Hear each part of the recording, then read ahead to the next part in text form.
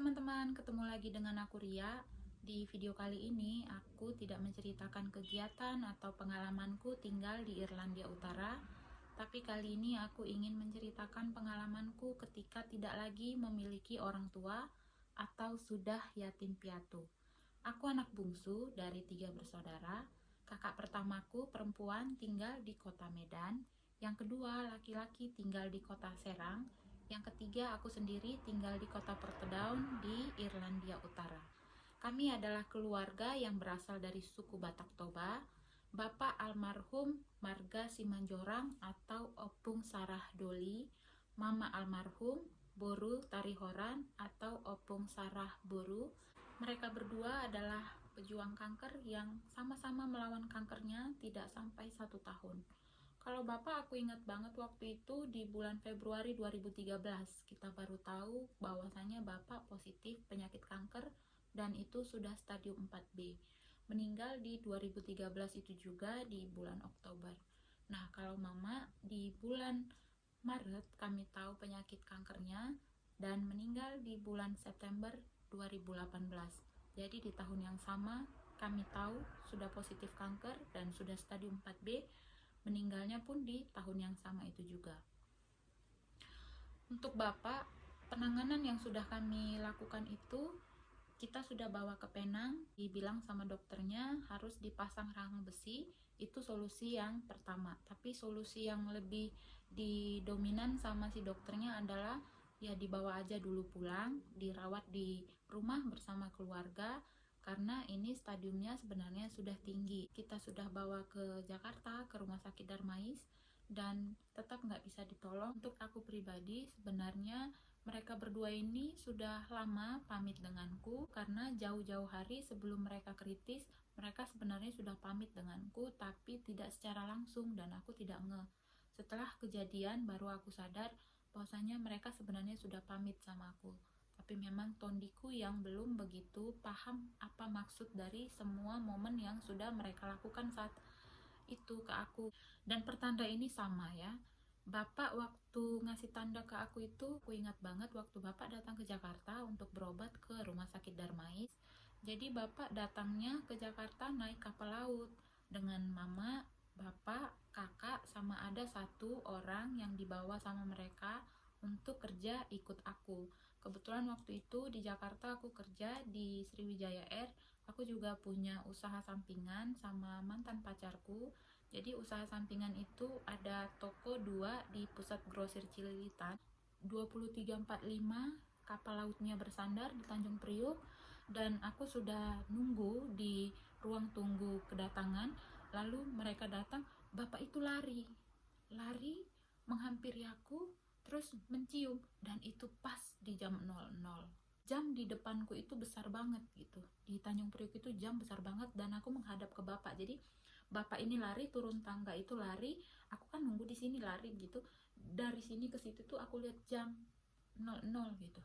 Langsung datang, bukan bilang udah lama kalian nunggu, udah enggak, langsung selamat ulang tahun ya Inang, panjang umurmu ya Inang, sehat-sehat panjang umur gitu. Dicium pipi kananku. Habis itu kakak dan mama itu datang membawa koper. Jadi bapak ini tuh tentengannya nggak ada, hanya dia datang bawa jaketnya terus menghampiri aku. Dan aku sendiri itu pun nggak sangka, maksudnya aku tahu aku ulang tahun saat itu, tapi aku nggak sangka itu jadi ucapan pertama yang diucapkan almarhum bapak waktu ketemu dengan aku saat aku jemput di Tanjung Priok. Lalu disusul sama mama. Setelah itu aku bawa mereka makan, kita makan dulu pecel lele, baru aku bawa ke rumah kontrakanku. Itu waktu bapak ngasih tanda ke aku bahwasanya bakal pergi gitu loh. Memang setiap kali ulang tahun bapak pasti selalu telepon aku ngucapin selamat ulang tahun buat aku, kalau memang posisinya saat aku ulang tahun itu lagi ada di Jakarta. Tapi kalau lagi ada di Medan ya seperti biasa langsung disalam, diucapkan gitu. Nah, sama seperti mama juga. Waktu mama ini meninggal, tandanya juga sama seperti bapak. Itu kan bapak pas meninggal itu aku umur 30 ya. Nah, kalau yang mama kan meninggalnya aku di umur 35. Waktu di ulang tahunku itu kebetulan aku lagi mudik ke Indonesia untuk menemani mama gitu, merawat lah. Jadi pas di ulang tahunku, mengucapkan ulang tahun di di jam yang sama dan menjadi orang pertama yang mengucapkan. Jadi aku tidurnya di kamar satu kasur dengan mama. Nah, waktu pas di ulang tahunku, mama itu sebenarnya sudah tidur nyenyak karena habis minum obat ya, sudah tidur nyenyak, tapi tiba-tiba terbangun dan aku itu lagi pegang handphone untuk chattingan sama suamiku, karena suamiku juga belum ngucapin kan, tapi kami masih lagi asik chattingan waktu itu. Nah, sementara mama tiba-tiba langsung bangun, ulang tahunmu sekarang ya Inang, padahal itu masih kurang 5 gitu loh, masih kurang 5 menit lagi untuk hari ulang tahunku. Ulang tahunmu ya sekarang Inang, selamat ulang tahun ya Inang. Dicium juga pipi kanan dan pipi kiriku. Dan itu menurutku tanda kalau ciuman itu ternyata ciuman terakhir untuk ulang tahunku, karena nggak akan ada lagi ciuman-ciuman ulang tahun di tahun-tahun berikutnya. Kepergian mereka ini masih terasa berat ya, sampai sekarang itu masih terasa berat, terutama mama. Mungkin karena masih baru tahun lalu, jadi memorinya itu masih begitu terasa. Nah, kalau untuk bapak, aku masih melihat kepergiannya karena aku masih ada jelas di sampingnya. Jadi waktu posisi bapak itu detik-detik terakhirnya, semua keluarga itu tidurnya di bawah, aku tidurnya di atas, di bangsalnya bapak itu, karena bapak yang minta. Bapak minta aku tidur di bangsalnya, terus aku sih memang nggak bisa tidur karena bangsal rumah sakit itu kan kecil ya, apalagi bapak itu banyak impusnya, banyak alat-alat gitu ya. Jadi aku tidurnya hanya merangkak meringkuk begini. Bapak itu pas aku lagi tutup mata begini, pura-pura itu dia tetap ngeliatin aku gitu. Habis itu bapak kan agak ada manjanya ya waktu kritis-kritis itu, jadi minta dipegang ininya, aku pegangin, tiba-tiba langsung gitu 3 kali waktu itu. Terus aku langsung pas di pertama, aku bangunkan mama karena keluarga aku semua tidurnya di bawah bangsal kan, udah capek juga kan, jadi pada tidurnya aku bangunin mak.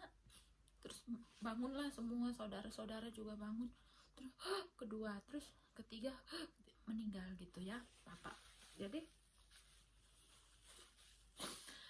pas bapak meninggal itu aku posisinya ada di tempat tidur itu. Terus aku kan turun ke bawah karena panik. Aku nggak sangka itu adalah terakhir kali, aku pikir masih ada besok-besok. Jadi pas bapak tarik nafas itu aku langsung turun ke bawah, kakiku turunin ke bawah. Aku pikir supaya lega gitu badannya. Terus aku panggil mak gitu, jadi mama semua bangun sama saudara-saudara ngelihat ke bangsal. Terus tarik lagi nafasnya yang kedua, tarik nafas yang ketiga, udah gak ada lagi. Itu bapak ya, aku masih melihat bapak waktu pergi. Nah waktu mama, aku gak lihat karena aku masih transit di Singapura.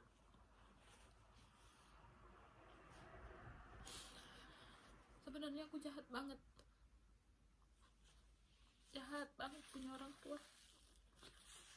Itu mama sakit, aku pulang ke Indonesia, aku ikut merawat, tapi seperti belum 100% gitu cara aku merawat mama, karena aku masih sore itu masih pergi sama temen jalan gitu, maksudnya masih ketemu sama teman-teman. Terus pas aku balik lagi ke UK, nah mau balik lagi yang terakhir kali ya, karena aku sudah bolak-balik kan. Yang terakhir kali aku balik dari UK mau ke Indonesia lagi tuh masih transit di Singapura, mama meninggal. Jadi aku nggak lihat sama sekali seperti apa.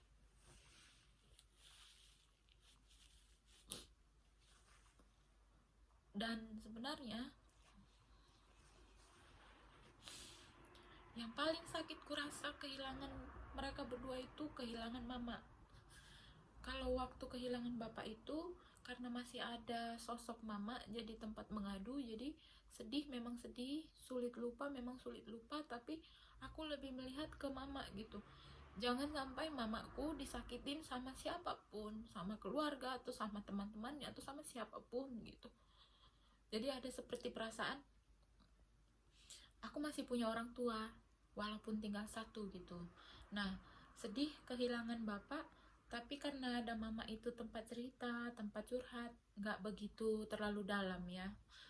Justru aku merasa sakit atau merasa nangis kalau mama ini mengadu sama aku tentang hal-hal yang membuat dia itu sakit hati, kecewa atau nangis gitu. Itu aku akan terasa banget, terasa sakit banget di sini.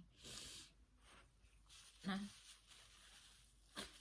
aku punya keluarga besar dari keluarga bapakku, tapi aku nggak begitu suka dan nggak begitu nyaman berada di tengah-tengah mereka. Jadi menurutku ini adalah keluarga yang sangat-sangat munafik gitu. Jadi siapa yang paling kaya itu yang paling dijuntrungin gitu ya. Kalau model-model keluarga bapakku ini. Tuh aku dengar kabar mama meninggal itu masih di Singapura. Aku pulang ke Medan, aku lihat memang sudah rapi gitu ya, mama itu sudah dibajuin, dibedakin. Terus pas aku lagi nangis di depan mama itu, aku dipanggil sama keluarga ya, keluarga bapakku, inang udaku lah, istrinya udah. Berapa kau bawa uang dari Inggris katanya.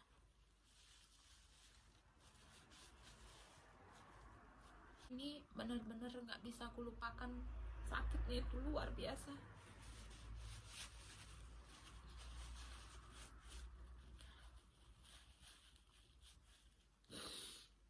Kalian tahu kehilangan orang tua itu sakit banget ya.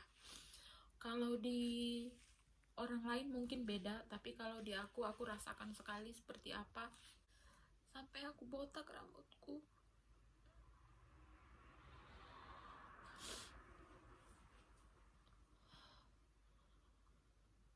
Ternyata nggak ada lagi dia yang menghibur-hibur, yang aku bisa dengar suaranya kalau merepet, kalau lagi ngasih nasihat, apalagi nyuruh berdoa. Tiap hari nyuruh berdoa.